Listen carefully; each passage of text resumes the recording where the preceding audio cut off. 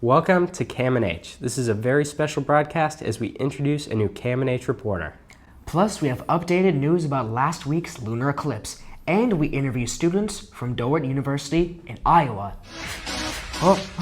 Achoo! Ever wondered what happens when you sneeze? A sneeze is your body's way of clearing out dust, pollen, or germs from your nose. When something tickles the inside of your nose, your brain sends a signal telling your lungs to blast air out fast. How fast? Scientists say a sneeze can travel up to 100 miles per hour. That's faster than a race car driving through the city.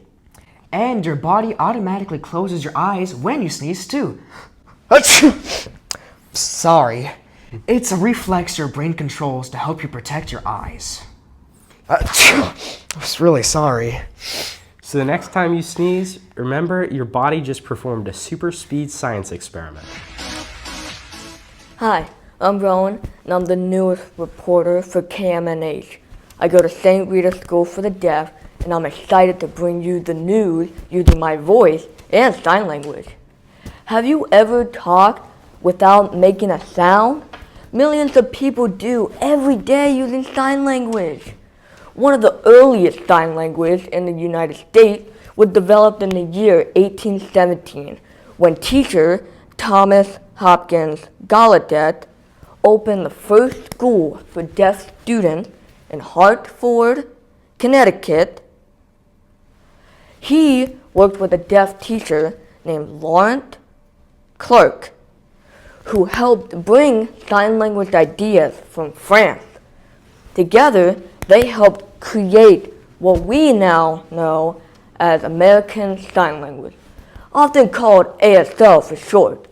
It combines French Sign Language with signs already being used by deaf people in America. Today, ASL is one of the most widely used languages in the United States. And here's a cool fact. Sign language has its own grammar, facial expressions, and storytelling styles. So the next time you wave, point, or give a thumbs up, remember, you're already using signs. So watch for me next week on KMNH as I help the team bring you the news of Northside and beyond. Did you try to see the lunar eclipse this week, but all you saw were clouds? You're not alone. Across much of the United States, rainy skies blocked the rare view of the total lunar eclipse that happened earlier this week. During a lunar eclipse, Earth moves between the sun and the moon and casts a giant shadow across the moon. When the moon is completely inside that shadow, it can turn into a deep reddish color, sometimes called a blood moon. But if the clouds ruined your view, don't worry, another exciting sky event is coming soon. Astronomers at NASA say the next big one will be on August 28, 2026. It will be a partial lunar eclipse, and about 96% of the moon will slide into Earth's shadow.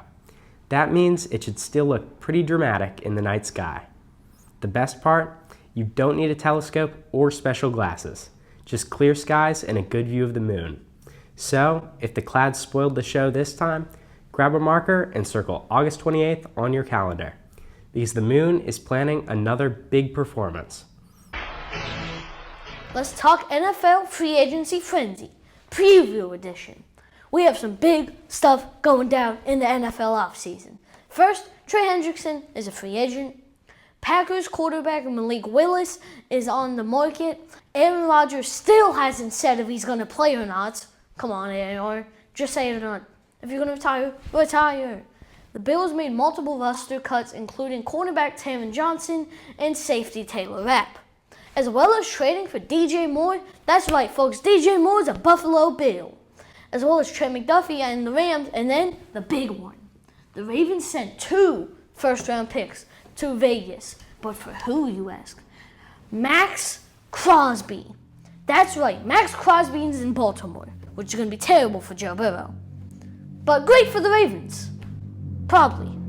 And Max Crosby's a top edge. And he was on a team that wasn't winning.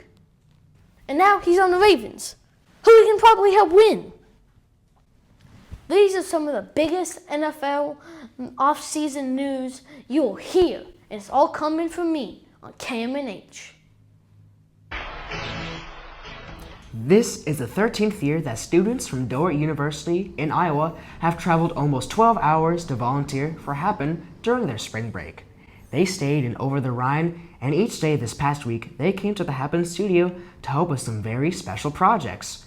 Each year, it's become a Happen tradition at the students to stuff 4,000 candy eggs for the Happen Easter egg hunt on Saturday, April 4th. They also helped organize and clean. Think of it as Happen's spring cleaning. And this year, they helped with the first phase of the flower garden rehab as we overhaul the garden and get ready for planting day. They also got a tour of the Deeper Roots Coffee's headquarters and roasting facility. Deeper Roots Coffee is sponsoring the project through their Give Back campaign. But wait, let's hear from some of the students about their week because I got to interview them about their mission and their experience with Happen and Cincinnati. So I'll start off and ask you with, why are you spending your spring break at Happen? We're a part of a kind of a group that runs through Dordt. It's called PLEA, so Putting Love into Action. So we go to different places throughout the U.S. and help with either like churches or nonprofits. And you know, our group happened to come to Cincinnati to help with Happen. Yeah, it's been a really good time. Nonprofit organizations are what most of the PLEA groups work with, and just making their work a lot easier because a lot of times nonprofits are ran by 3 or 4 people, and having 10 plus more really helps. So that's why we're here. Yeah. Thank you for helping us out, guys. What kind of work have you been at Happen? So like you said earlier, on Monday we did the 4,000 eggs, which was a long process. What did we go on Tuesday? Yeah, Tuesday we didn't actually finish the eggs on Monday, so we finished up on Tuesday. Then we organized like envelopes and papers, and then a lot of cleaning. We did a lot of cleaning, and then we did finish yes. the eggs, which we didn't have that much left, so it wasn't too bad. And then Wednesday was our free day, so we got to go around Cincinnati. We started the day with going to Deep Roots Coffee Company, so we got to tour their facility, try some coffee, and see like how the whole thing operates. Here's some history about how they were founded and how they've grown in some of their coffee shops throughout the Cincinnati area.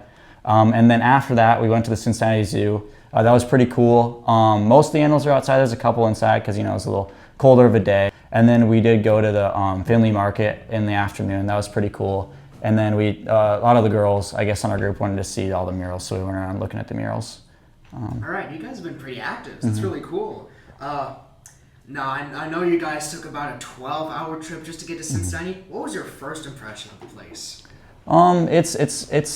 I've been to a lot of cities. It's a really nice city. There's definitely a lot of like culture in Cincinnati. The murals, like I said, art is kind of a big thing.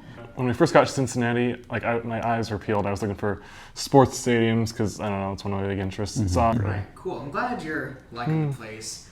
Now, here's the big question. What advice would you give to young people that are thinking about volunteering for things? I think it's a big thing because you have to work your way into it, kind of change your mindset, have a good mindset going into it because you're going to be doing hard work. You're going to probably be seeing some like hard situations, but it's good because it exposes yourself to like different things that you wouldn't usually be used to. Just the idea of giving back to the community and helping out others, like psychologically, it like really helps you mentally. Oh, even if you like didn't make a difference, so to speak, you at least tried and keep trying, making that habit of service and just giving back. Even a community you've never necessarily been in. Never been to Cincinnati or anything. And it's a good opportunity to travel as well, kind of see what's out there. Throughout everything that you've done with all your friends, all the guys and girls, what has probably been your most memorable part of this whole trip so far? I think not really an event, but more so just talking to Tommy throughout the week has been really touching for us. It's given us great insight into what happened, how Happen was created, who Tommy is as a person, and like just the great things that Happen does. I think it's helped me like personally realize what kind of a smaller nonprofit can be like, and the work that goes into that is great. And they need a lot of help just because it's it's a big thing to do that and to like give your life to helping people, but it's can change your life. So I think it's just learning the things that happen as itself, and then Tommy himself has gone through has been really cool to see. Yeah, and going off that, what I've kind of learned is the importance of like meeting new people and making connections with Happen, but also with just the students on this trip, because a lot of us went in not knowing each other that well, and now we all, like last night we talked for about 90 minutes just about theology and things like that, and and we've grown really close, become friends, and we'll see each other a lot after this trip, and hopefully connect. So it's a good opportunity. Thanks to all the students for spending spring break working so hard to make Happen happen. They're a true example of Happen's theme. The community is not just where you live, it's how you live with other people. Thanks for watching this episode of KMNH, Kids Making the News Happen. Please like and subscribe, and we'll see you next week on Kids Making the News Happen.